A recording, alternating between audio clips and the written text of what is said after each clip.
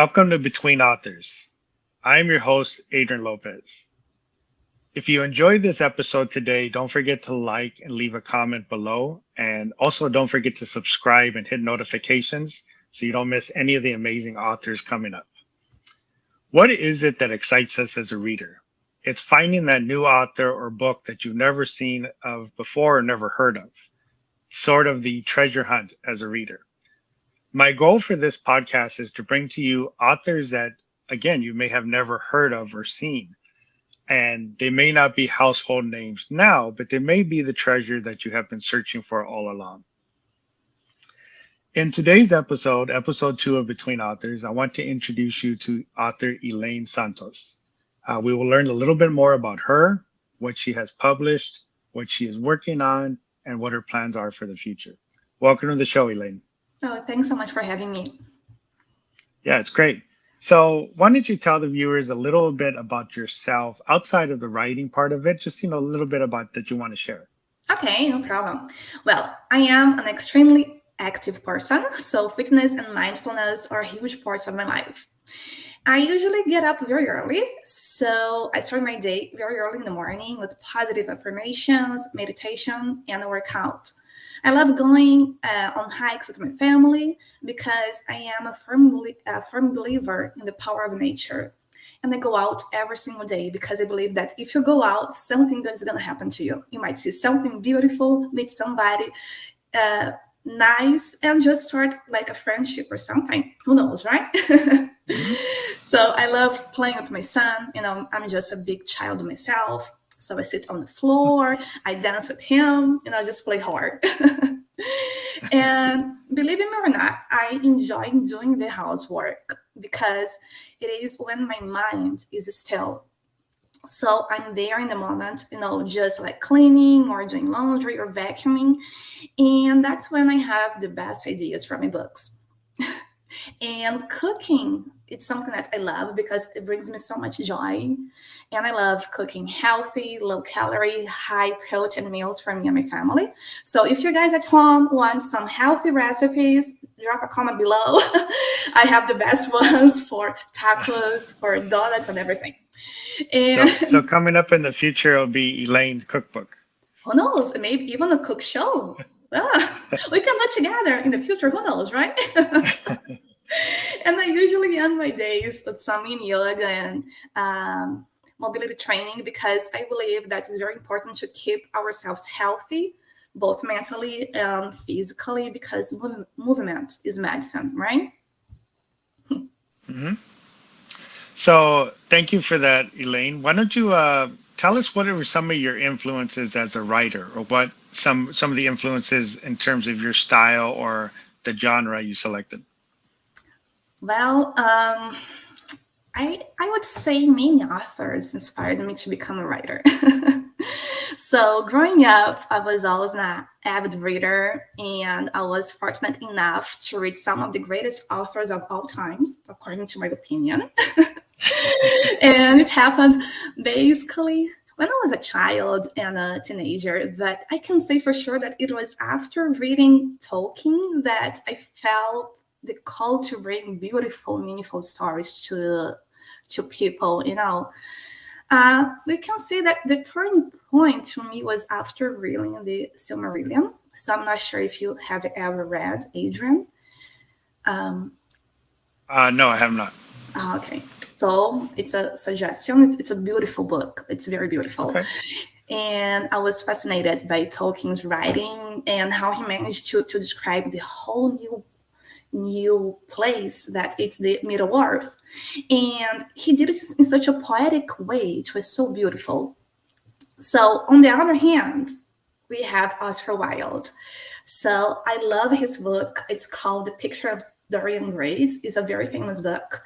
And his writing style varies greatly from Tolkien because Oscar Wilde is so outspoken and he had the courage to go against everybody and the entire society.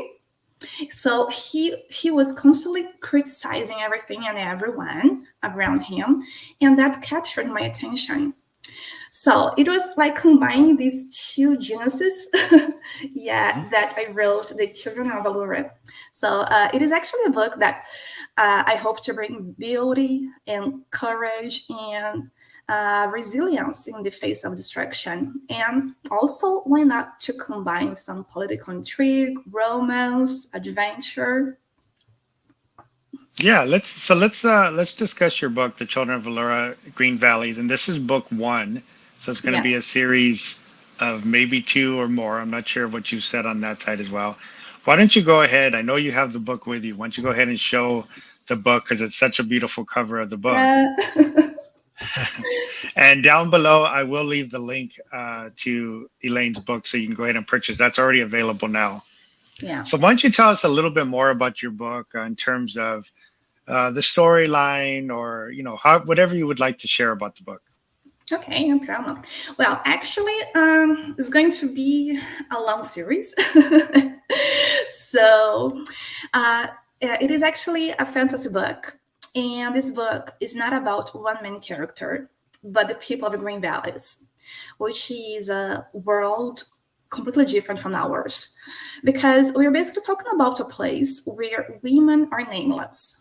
So they have the sole purpose of giving birth and raising the future men of Green Valleys. And this is also the land of fearsome warriors who go to the army camps in the south to learn about the art of war, although the last war took place thousands of years ago. So the society of Green Valleys is primarily based on the military, like warriors, men, power, and women are way below them. So there are 5 clans, and each clan has its own treasures. And these treasures are shared with the other clans in a system of codependency. However, each leader has his own agenda. So the title of clan leader is passed from father to son. And we also have the magistrate. And he is the most powerful man in Green Valleys because he's the law. And he has a daughter, and she has the gift of sight. And of course, her family urges her to keep it to herself because of her father's position in Green Valleys. But one day, she receives a message from the dwellers of the realm of the dead, warning her about a shadow that is coming to her kin. So by now, you must be wondering, okay, Elaine, how about Allura and her children? So this name, it's a woman's name, and it emerges after thousands of years. It was forgotten long ago. So it is in the middle of these political tensions and family conflicts that Allura, her name, is going to emerge again, because the fate of the people of Green Valleys is going to hang in the hands of this mysterious figure. And she now summons her children to fight an invisible threat. So to learn more, you have to read the book. I know you've gotten some great reviews. Everybody that I know has read it has talked about how amazing of a story it was and how much they enjoyed it. Let me ask you a couple questions in regards to the book in general. Mm-hmm. What was your favorite scene to write in the book? Well, the favorite scene, it was actually about a female character that she finds her strength and she remembers her heritage. So it's beautiful because it's a clear example of how a nameless woman in Green Valleys, she used to feel and how she found her strength. And I have the book here, so if you want, I can read. It's very, very short. Yeah, go ahead, definitely. Okay, let me just find here. It's here. There you go. Okay. So the room felt chiller than before. The icy feeling in her chest grew bigger and now engulfed her whole body. She shivered and raised her chest to be kissed by the cold. She could feel its embrace. As if she was welcoming an old friend, she smiled and bowed her head. It had been a long time since she experienced this pleasant feeling, and long since she left her homeland to marry her husband, because here I have his name, so I just want to give it away. Okay. So I am stronger than pitiful men. Her voice filled the room. My ancestors are with me. Their spirits are guiding my path. She felt the cold emanating inward to outward. There is no fear in my heart, for I am, and that's the moment that she says her name out loud for the first time, daughter of Allura. I am a daughter of the North, and I never walk alone. She felt her mother next to her, and the icy shiver from the north in her veins once again. Yeah, so that's I guess basically the scene where she finds or accepts her identity and who she is. Yeah, that's definitely a strong scene for the book. If Yes. that's your favorite, what was the hardest scene to write, or the scene that maybe you struggled with a bit? Well, I wouldn't say there was a hard scene to write, but I believe writing from our hearts can be beautiful, and but at the same time, it can be exhausting and draining. So I am a highly emotional person, and at the moment that I'm there writing, I feel all the emotions my characters go through. So I laugh, I cry, I get mad, sad, I grieve with them. So I just go through everything. So all these emotions can make writing hard at times because, it's like, there is something that I have to write about, but I don't want to go there because I Yeah. know it's going to be painful, right? So I can tell you for sure that in the second book, chapter 1, I cried 3 times writing chapter 1. Whenever I read, I cry again. So, So every time you go back to edit, you're going to be yeah, oh my crying God, through it's that first horrible. chapter. Especially because I have to go back again, like at least twice. So I'm like, okay, I'm going to cry again. So don't cry, but it always gets me. I always cry. So that's why I believe it's important to take a break. Yeah. So for me, if things are getting very heavy, I don't think, okay, I'm going to give up or I'm going to write something else, because I know that my characters are in my head talking to me and they say, okay, give me my voice. I have to speak. I have to express myself, show them what happened to me. So I write, and after I'm done, I just go for a walk. Mainly, go out to the woods or to the lake to be in touch with nature, because I believe it's a way of, getting the energy back to me. So let's say that if I write a beautiful, inspiring scene, I feel good. I feel like I have lots of energy. But if I write something heavily emotional, I feel like exhausted. So it's actually Yeah. hard to tell which one was hard for me, because at the same time, you can say that it could be hard because of how am I going to express that on paper, right? Because of the mechanisms of writing, right? Yep. But for me, it's more like the emotional side because I got so involved in writing. So do you feel the same about writing or Uh, no? I do a little bit. I mean, I haven't written anything too much on the side where, say, the emotion comes in as much, other than, again, my children's book. Yeah, So that was difficult because, yeah, again, that's more of an emotional thing. But I yeah. do understand what you mean, and that's part of the beauty of what writing and being an author is if you do put your whole heart and soul into that, the readers will feel that. They're going to sense that. It's going to come off of the page through the words into them as well. And that's where the most beautiful stuff is done, is in that moment when you're actually, being vulnerable and letting it all come out on that side. So that is, the best way to actually do that. And again, just to remind the viewers, I will leave the link down below for Elaine's book, as well as anything else in terms of her link tree or website or anything else we want to show. Another question for you, Elaine, in terms of the book. Did you do, I know you have the background with Tolkien and the stories and stuff on that side and grabbing, a couple different aspects in your book, but did you do any specific research for this book in general? Or was there anything specific you looked more in depth into? Well, actually, I did because I'm a very curious person, and at the same time I try to portray my characters and books in the most believable way possible.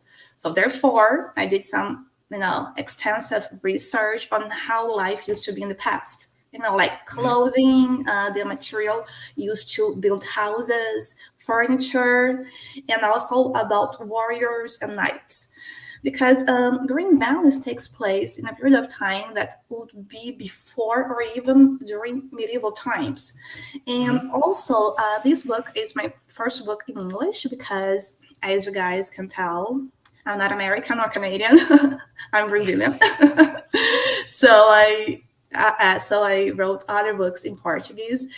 So basically, I had to do some actually, I had to do lots of reading about, these kind of things, especially because it's life in the past, right? So something that, it was curious, it was the fact that in the book that we have the North, and in the North, it's extremely cold, and people get those static shocks, right?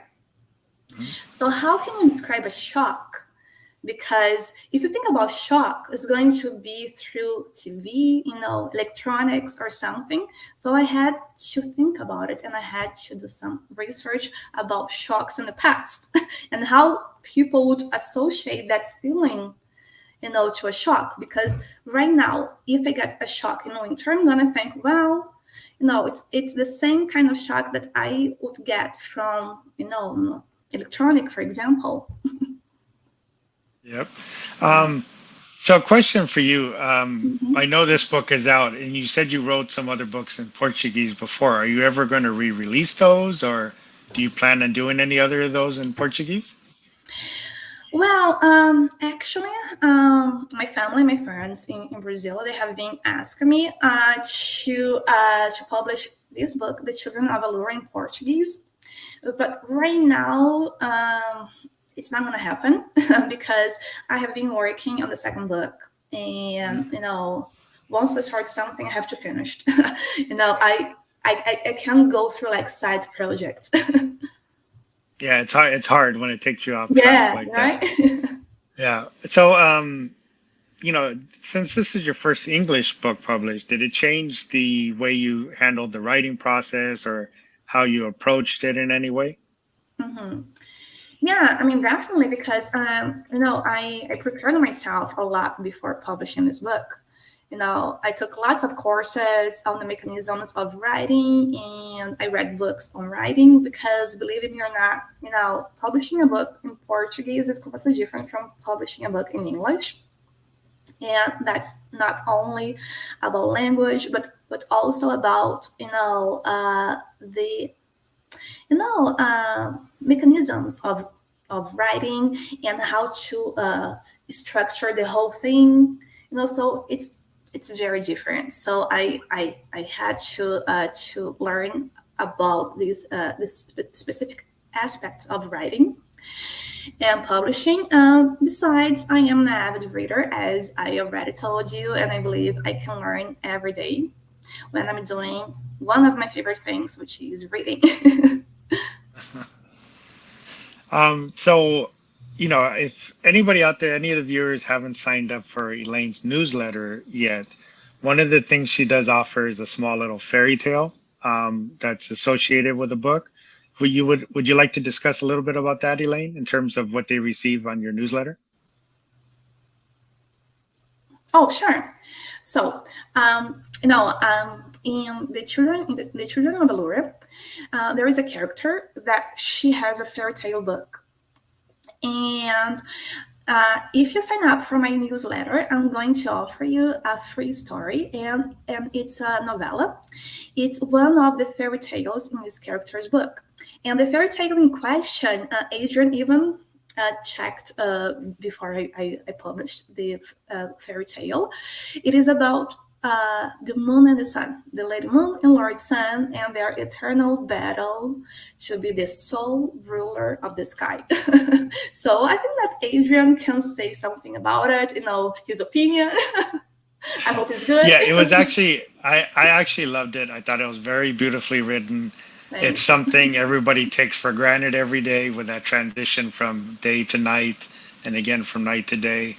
But the way you went through the process, the explanation, and basically the description of everything, I just thought it was very well written and very beautiful. Oh, thank you. I appreciate it, because Adrian is such an inspiration for everyone. He's a very talented author as well. So it means so much to me coming from you. Thank you. Thank you. But definitely anybody who hasn't signed up for her newsletter, definitely do so.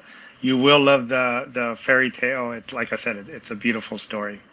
So let's go in a little bit about, I was going to ask you basically what you're working on. We know you're working on book 2. So why don't you, again, tell us a little bit about what you would like to share about book 2. Again, knowing that maybe some haven't read book 1 yet, or not giving away too much of the plot or story. Okay, of course. Yeah. I can try to do it in a way that's going to be mysterious and it's going to be intriguing at the same time. So probably it's going to make you curious about book 2. All right, so the second book of the Green Valley series is under editing and revision right now, and it will be published towards the end of fall. So it's called The Secrets of the North, and it follows the developments of the Children of Allura.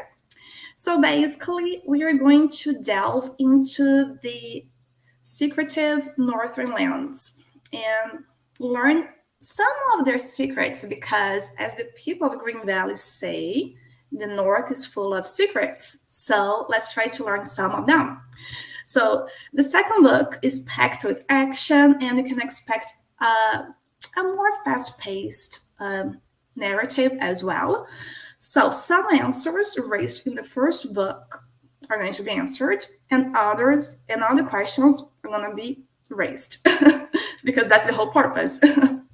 Yes. And we are going to have a better understanding of the characters presented in the first book, and we are going to welcome some new characters to our story as well. So just trust me, because once you start reading this book, you won't be able to put it down. And you're going to be waiting anxiously for the third book to come out. You're going to be like, Elaine, come on, the third book. It has to be this year. Don't make me wait. And I promise I'm going to work hard. So I have a question in regards to going from book 1 to book 2. So in book 1, I would assume you have a lot of story building, a lot of character development, a lot of kind of table setting for what happens either later in the book or what happens in your entire saga or series. How is it different writing from book 1 to book 2? Like you mentioned, it's a little more fast paced because you don't necessarily have a lot of that explanation or buildup that you need. What was the difference in that, or did you feel a difference in writing the 2?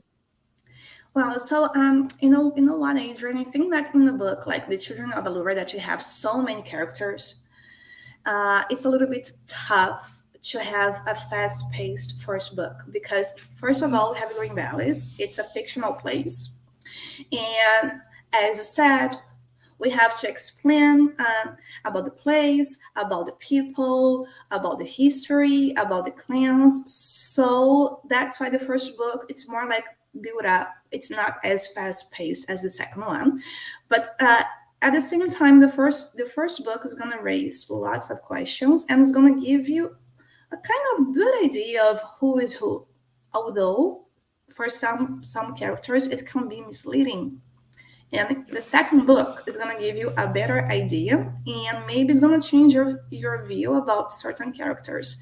So I I would say that in the second book, it was a little bit, it was hard to start, but once I finished the first 2 chapters, it was easier to keep going because I could go deeper in the story and also in the subplots, like each character's motives and the things that happened to them, the mysteries and the questions.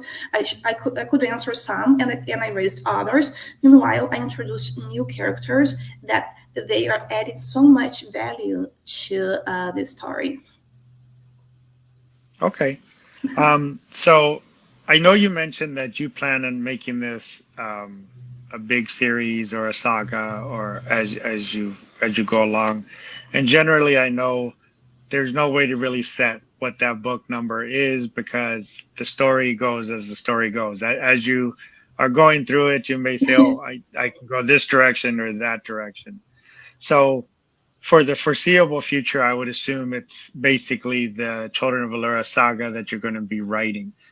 At the conclusion of that, however many, book 13 or book 14 or whatever it turns out to be, do you have any plans of what you plan on doing after that, tackling other genres or doing another saga or series or doing something completely different? Mm-hmm. Well, actually, I have been thinking about some future projects. Since Green Valleys is such a rich, place, and I think that as so, it deserves some spin-offs and standalone books. So I'm planning on writing a series about Allura, and she is one of the main characters in this series. There is also a character that my readers, they talk a lot. His name is Henry. He's a very complex character, and in the second book, the readers are going to learn a little bit more about him.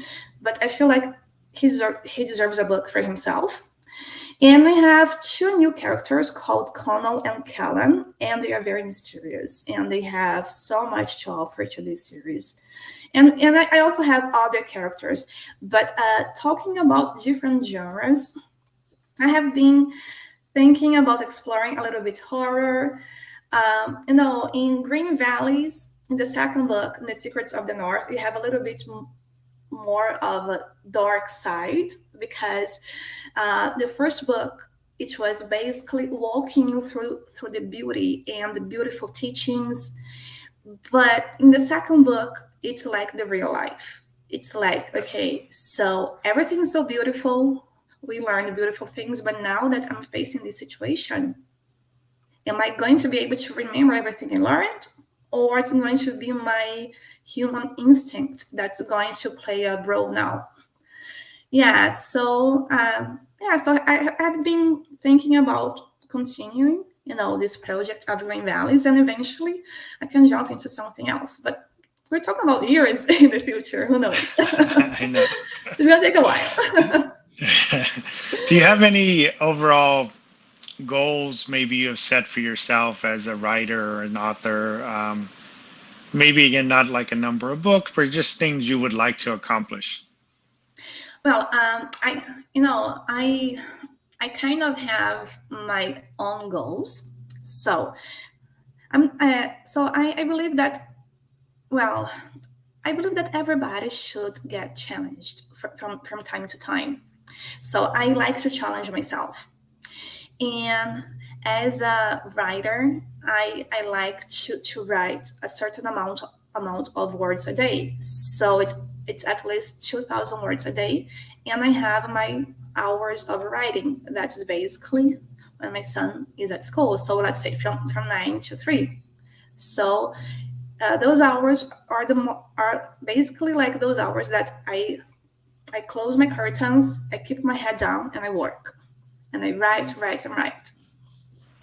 So I have goals of publishing the second book, let's say at the end of fall, and hopefully to finish writing the third book by December. So let's say that for each book about writing, give myself between 3 to 4 or 5 months about writing. And publishing, it's a whole process and takes a few months because you have the cover designer, you have editor, and you have beta readers, and you have so much.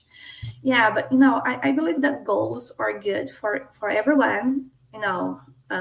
If someone is an author or not, but because goals, they are going to keep us accountable. Besides, I believe that the best part about goals is to celebrate. So once I reach my goal, I'm just going to celebrate. Can be a dinner out, can be a bath, relaxing or something. I think it's important. So how about you? Do you have any goals? I do have goals. I mean, again, I want to continue the series, the children book series. I have a bunch of other children book ideas I want to do that are completely separate from my daughter's book. Thank you. Yeah, I know you've read a couple of them. And definitely the horror side of it. I've always enjoyed that. My wife as well. That's one of our favorite genres. So definitely I want to continue and go more into that side of it. Again, for the viewers out there, I will leave the links for Elaine's books and stuff down below so you can access those and reach out to her on that side. Is there anything else you want to let the viewers know about you or what you're working on or anything you're doing? So just a couple of things. So my book, The Children of Allura, is available on Amazon, and it's in paperback and ebook as well. And we can talk about the newsletter if you guys want to learn a little bit more about myself and to get a free story, the fairy tale that we just talked about. Just feel free to sign up to my newsletter because it's a two-channel communication. So you guys are going to receive a monthly email from me, and I'm going to love, just to receive emails back and to learn a little bit more about yourselves. And also about my social media accounts, I usually post some positive messages, like my almost daily positive messages.